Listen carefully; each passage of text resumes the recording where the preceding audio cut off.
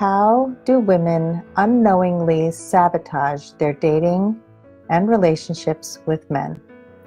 We do a lot of things that we don't realize we're doing, and I am here to shine a light on the things that we do without awareness and how we can turn them around so that we can live a better life and have the love that we deserve. Women stop themselves from having the love they want by doing three key things.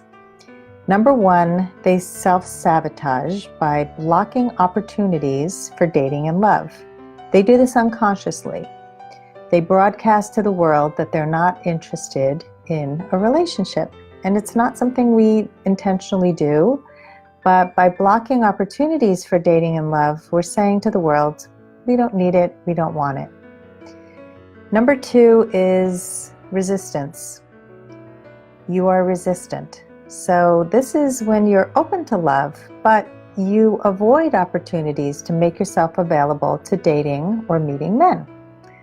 Raise your hand if that's you.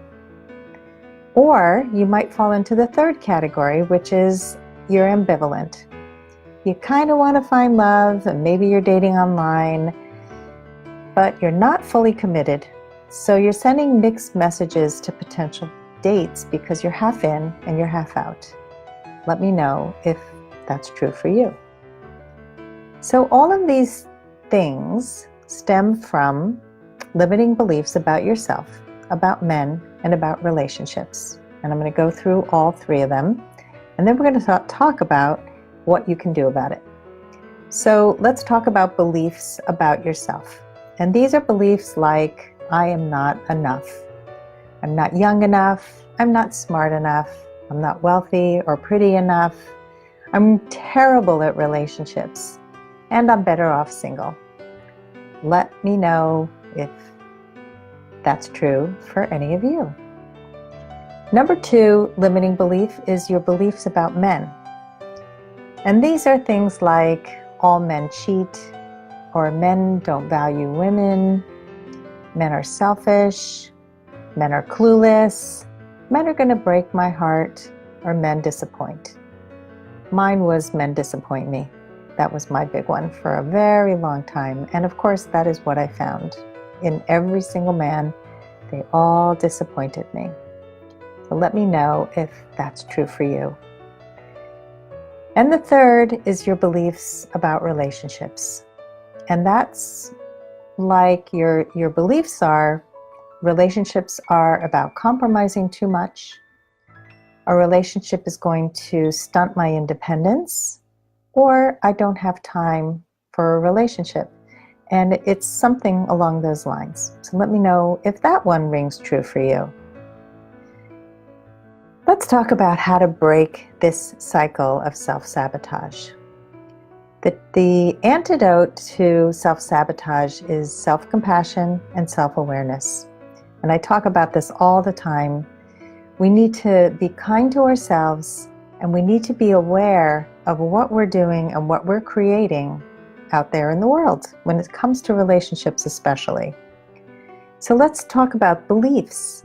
When you have a belief in yourself, like I'm not enough, I'm not young enough, I'm not smart enough, I'm not wealthy enough, only the young girls get dates with men my age, I am so terrible at relationships. I want you to take a look at your limiting beliefs, each one, when they come up. Let's say, I'm terrible at relationships. Ask yourself if this is 100% true. Are you terrible at all relationships? Do you have any relationships that are good? Are you able to form relationships with women that are warm and loving and kind and trusting? Have you ever had a good relationship with a man? Do you know anybody who does? So this is, and I'll talk about that in a minute, but it's important to interrogate and interrogate the belief, meaning ask if it's true. If it's 100% true, let's say you think only older men my age all date younger women, I want you to look for evidence that there are women your age who end up with men who are your age too, or a little bit older. There are many, many men who are looking for a woman who's their age. They're not even looking at age. They're looking at who you are, not the outside stuff. So when you have these limiting beliefs, it's important to ask yourself, is this true? Do I know without a doubt that it's true? And what's another perspective I can take? So you're looking for contrary evidence, and you're also thinking, how else can I see this belief? So let's take the beliefs about men. All men cheat. Is that 100% true? Does every single man cheat? Can I find men who don't cheat? Do I know men who don't cheat? So, like, let's say a man does something and you immediately assume he's cheating because that's what you've experienced before. I want you to stop and look at him and look at the facts. What has he shown me that shows me that he's cheating? Am I just having trouble trusting him? Or is there evidence that shows me that he's cheating? So when you practice this way of interrogating the truth, interrogating your beliefs, you will begin to see that your beliefs are just limiting. They were there for a very long time. They may have been formed for a good reason, but when you start to box in all things in one box, like all men, all relationships, beliefs about yourself that are limiting, that is what sabotages your ability to attract in the love you want. So if you want to find love, and you all deserve it, it is your birthright to have a beautiful, healthy, loving relationship.